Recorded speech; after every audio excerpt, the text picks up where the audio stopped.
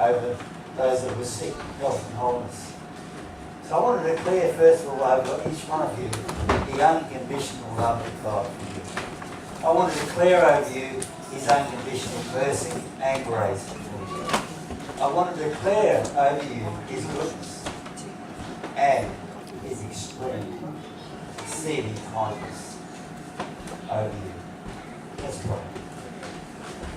Father, I thank you that you give to us such an abundance of your love, kindness, goodness, mercy and grace. Lord, that sets us free from our guilt of sin and death. And Lord, enables us to live a new life through Christ Jesus. So Father, I pray, Lord, that you would release to us in our mind, in our hearts today, a word for each one, Lord, from your Holy Spirit's guidance in Jesus' name. Amen. I've had a bit of fun over the past 4 weeks because I thought the thing I would speak about is kindness. It's something we don't talk about or think about much from God, is it? I mean, we think about His mercy, His grace, His goodness. I don't really think we think very much about His kindness. Do you see God as kind? Yes. Good. That's good.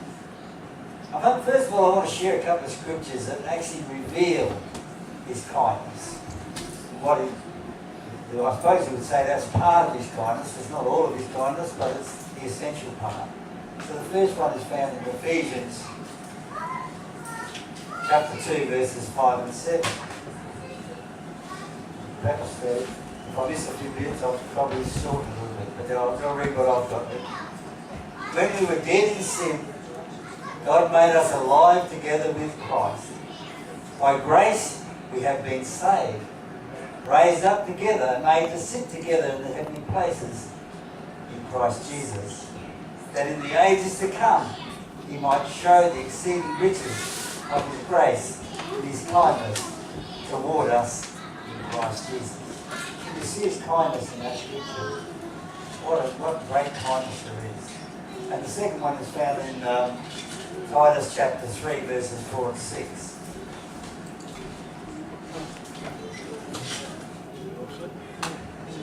This is coming. That's why they're finding it. I've actually written it here in the Passion, the Passion Bible. And it'll be slightly different, but I think it's a really great rendition. When the extraordinary kindness of God our Saviour and His overpowering love suddenly appeared in person as the brightness of the dawning day, He came to save us, not because of any virtuous deed that we had done, but because of His extravagant mercy, He saved us, resurrecting us through the washing of the rebirth. We are made completely new by the Holy Spirit, whom He splashes over us richly by Jesus our Messiah, our life's giver. It's slightly different than the other Titus, but it says the same thing. Do you see that kindness of Christ Jesus towards you? We see it, because the other thing I always look at is, I've seen His love, and His goodness, and His mercy and grace, but I've never actually looked at it as an act of kindness toward us. We were dead, but God didn't want us dead. So His kindness, He brought us to life. He gave us assurance of salvation. And it speaks actually of, in the ages to come, of a wonderful, unimaginable future with God. You see within the heavenly places. That really gets to me, that scripture. That He has something in store for us so wonderful we can't even imagine. It's so good. And that reveals the extravagant, exceeding riches of His grace. The riches of God toward us, His loving kindness. You know, there's a promise you read in Isaiah 54 verse 10. And it says this, "For the mountains shall depart and the hills be removed, but my kindness shall not depart from you, nor my covenant of peace be removed. Wow. The mountains are going, the hills are going, but God's kindness is not going. It's staying with us. Hallelujah. And just one more scripture that reveals some of the kindness of God. Psalm 103 verses 3 to 4 says, it declares, you are crowned with loving kindness and tender mercies. Oh, isn't that wonderful? Crowned. Incredibly blessed. So one of my questions is, what is our response to such overwhelming kindness? How do we go in acting towards kindness towards others? How do we go in this? You know, I was thinking about what's my definition of kindness. I think, well, it's just to be kind or reflect God in our lives. Maybe to treat everyone in a way that I'd like to be treated. I want to share 3 illustrations. The first one, Marilyn showed me a video clip on Facebook. It really touched my heart. It's taken out of America, filmed on the phone, I think. And it shows a family sitting in a restaurant. And there's a little girl about 6 years of age. Someone's seen it, obviously. And this little girl says that he gets her dinner, and it looks like a small roast.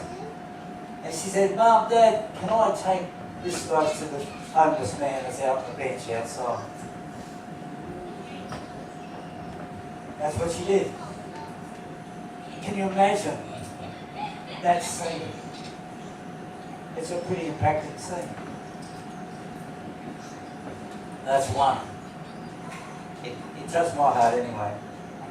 When I was in America, one of the things that touched me was Marilyn, I think, had a rubbing foot and I had to get her some Band-Aids or something. And I went to a chemist to do that.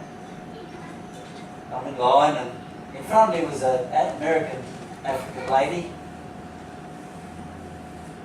And when I got to the counter, she was before me, she got served. I was just asking for what I wanted.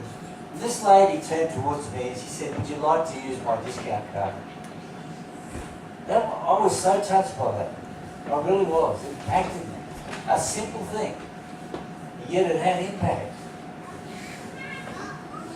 We underestimate what kindness is all about.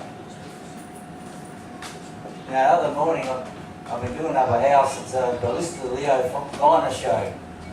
And of course, mostly it's people complaining. Telstra, worried, have different social things.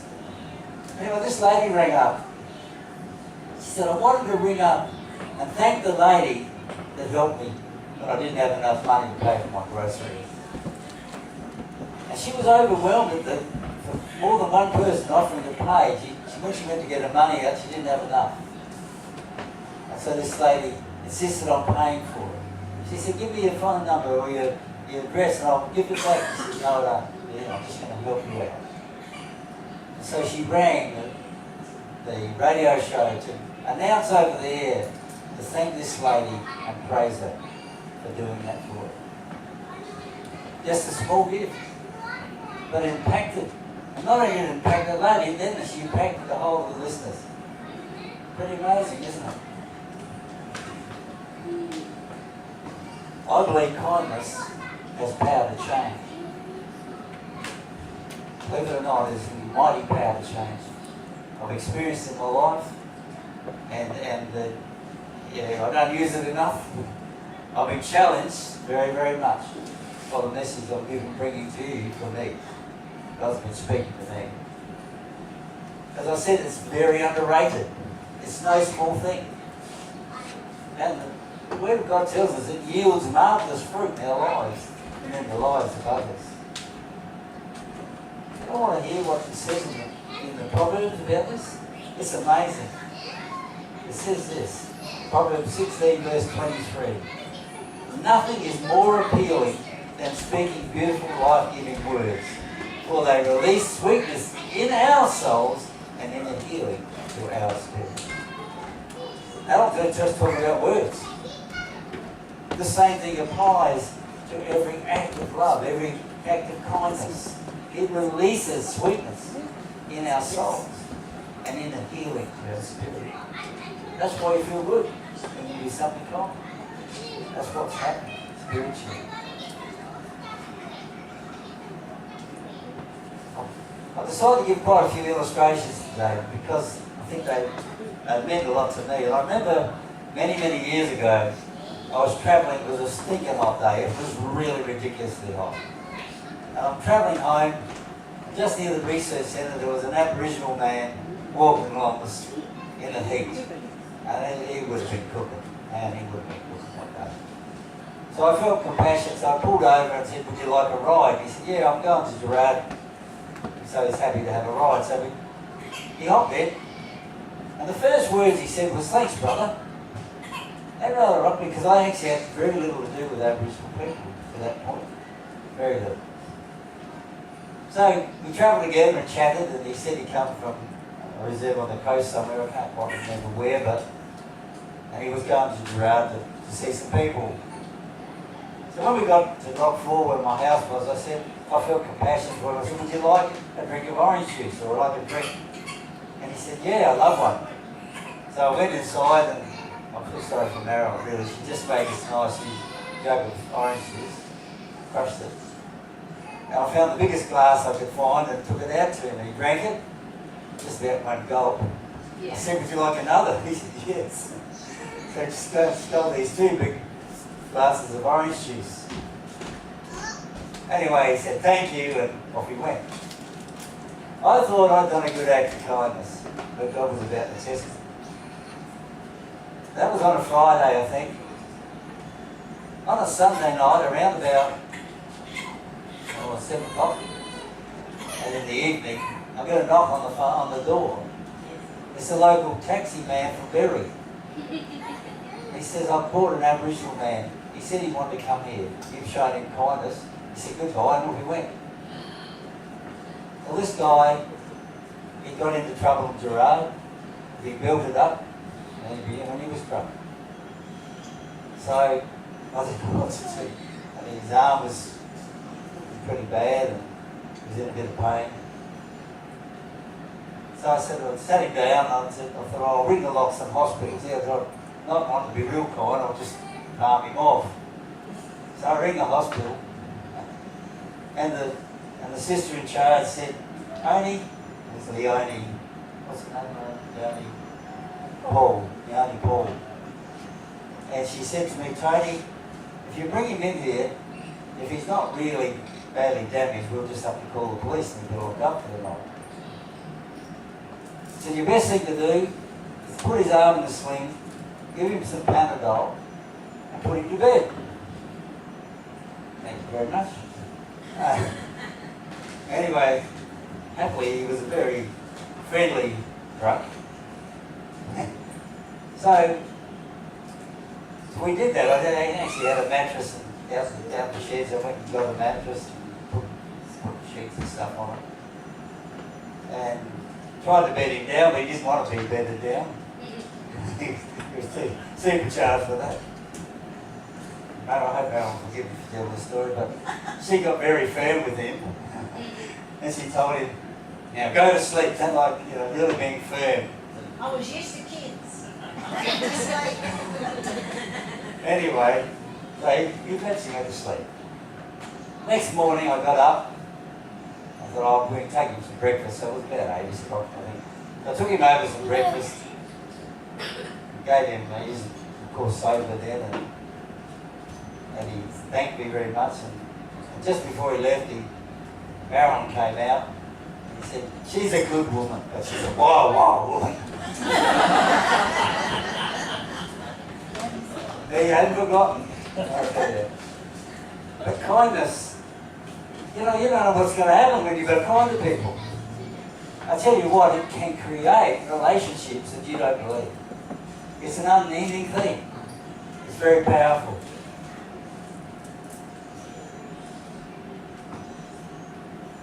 Another illustration, this concerns Marilyn actually. We were travelling to Adelaide via Swanbury.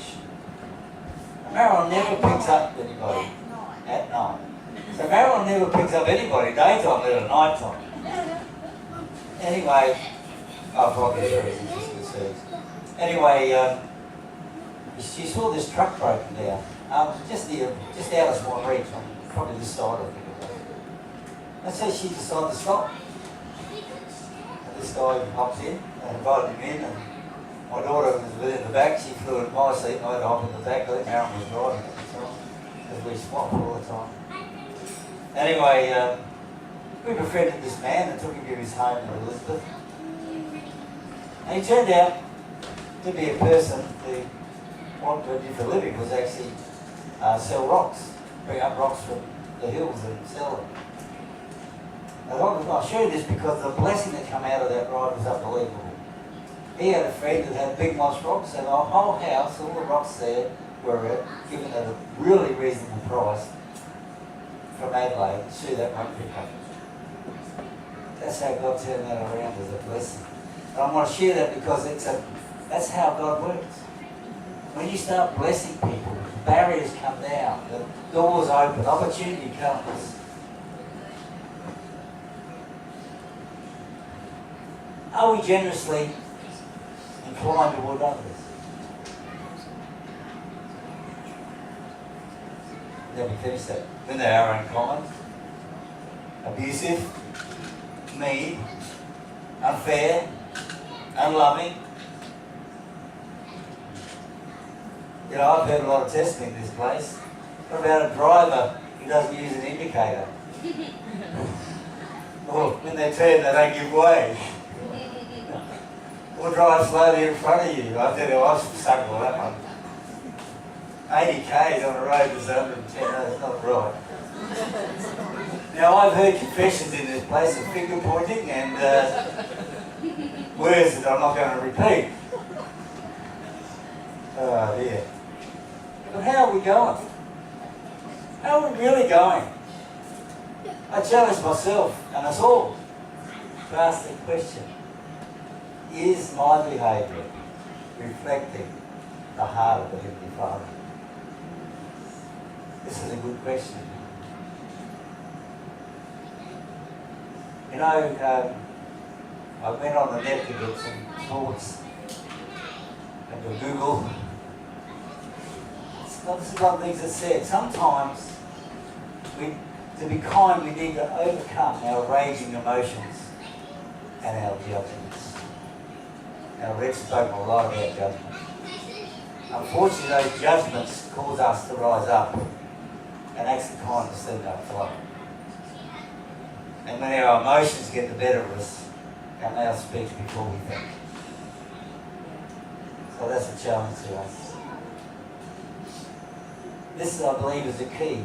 If we can control our emotions and not enter into judgments but act in love, is a key to breakthrough. You know, some people are naturally kind and some people are not. Some are a little bit kind. We're all different, but the true source of kindness comes from our Heavenly Father through Jesus Christ. True?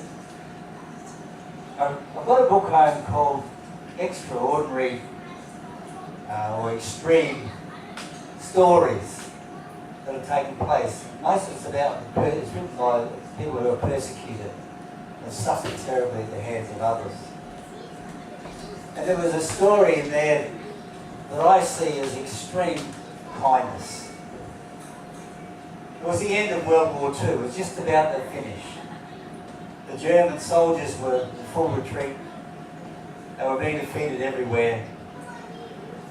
And they knew that they were in trouble because the Soviets, if they were caught by the Soviets, this place was in Romania, if they were caught by the Soviet army, they would be sent to labour camps in Siberia, where life wasn't really going to be too good, if at all.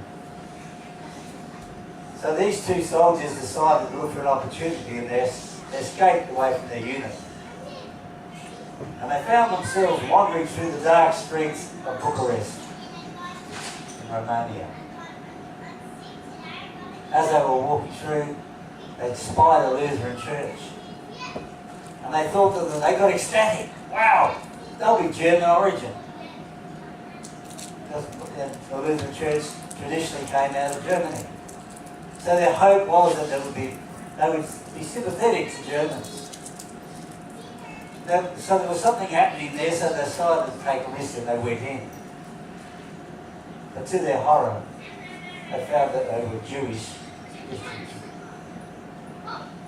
who had suffered terribly under the German occupation. Can you imagine that? So when they went in, the pastor came up to them and basically said to them, "We don't know what you've done. We are not your judge." Basically, we are not your judge. We see you as lost souls in need of a loving Saviour. Of course, to help them, they could be shot. That was the rule in Romania. If you helped the German, you would be killed yourself. But they decided to show them the love of Jesus. So they gave them clothes to wear, civilian clothes to wear, and helped them on their way. I tell you what, that's an act of kindness. That's pushing through the barriers, isn't it? It's extreme.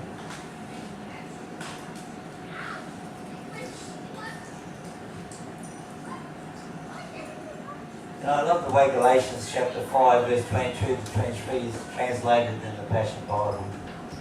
But the fruit produced by the Holy Spirit within you is divine love in all its varied expressions. Joy that overflows, peace that subdues, patience that endures, kindness in action, a life full of virtue, faith that prevails, gentleness of heart, strength of spirit. Wow. There's some fruit for us to produce in our lives through the work of the Holy Spirit. I believe true kindness is God produced. Certainly we can do acts of kindness, but we need to allow the Spirit to work in us. Amen. And every act of kindness should be wrapped in patience, gentleness, love. And God's supply is unlimited.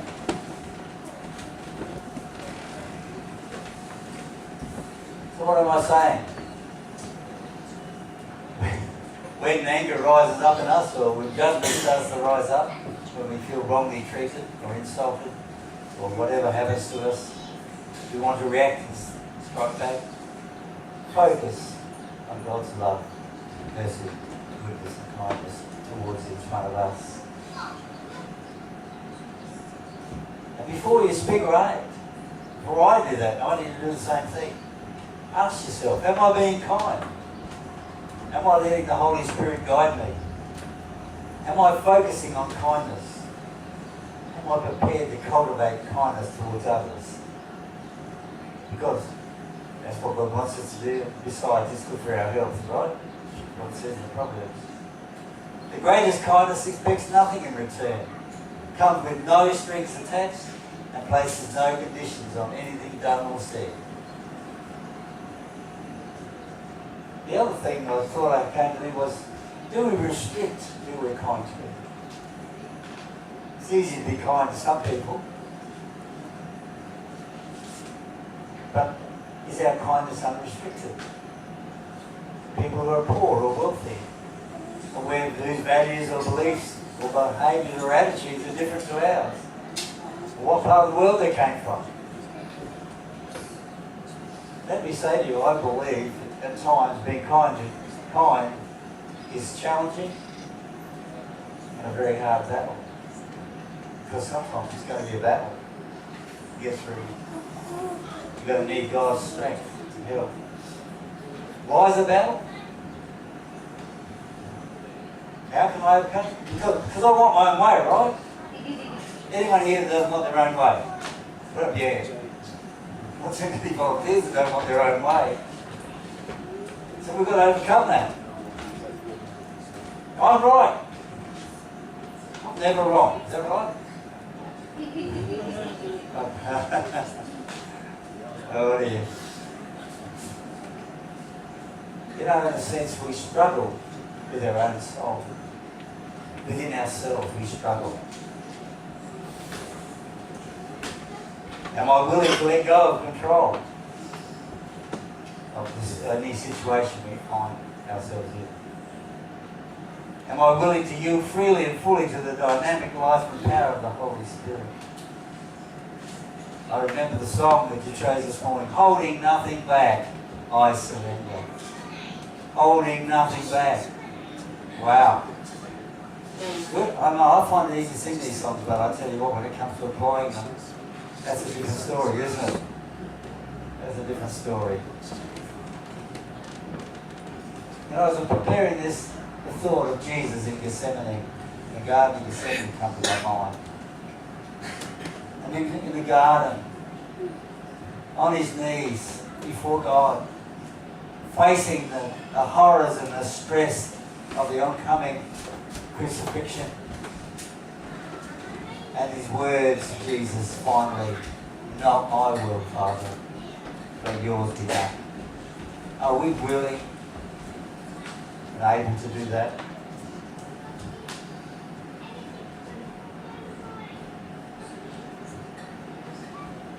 Are we willing to trust the Holy Spirit to lead us, guide us? Who enables us to rise up and live the life that Jesus has called us to live? So I'm going to put a challenge to each one of us. Let's make this a focus for a month to act in kindness. You prepared to do that? Look for opportunities. Because I see you've got to get a touch from God that you have never seen before. You've probably had it before when you've acted in kindness. God wants us to grow in this area. Look for opportunities. Ask God, what kind of thing can I do today? Maybe make a phone call or visit, or someone who is lonely, sick, grieving, upset, facing hardship. Oh man, there's so many different things. Someone in need. There's no limit. There's no limit. I want to share something now, just in closing, that I think will help us if we can view people this way. Often people who offend us are people who are broken. They don't know Jesus. They don't know his love. They're captives of their past, and some of that pretty horrible. Terrible experiences. Maybe they feel rejected, hopeless, a sense of hopelessness in their life. Maybe they face disappointment, and most certainly they're fearful. And they cope wrongly by controlling or reacting out of their emotions that arise from these things in their lives. If we see people like that, that's how we were before we found Jesus. So when we see people like that, then it will help us to love them more, to understand, to release the loving kindness of our Lord that's in us, Christ in us. Let kindness be a key. I'm going to just finish with one last testimony. This happened about 2 weeks ago. I was on my way up to the Renmark Bible study on Thursday night. As I passed the golf course in Bury, I saw this man walk along the road, and he had a huge knapsack sort of thing, like a backpack, and a great sack on his back. He's taking along there, fair dinkum. And I was going to drive past it, I no, Tony, be kind. This is what happens when you do sermons, you see, they start speaking to you, don't get away with it.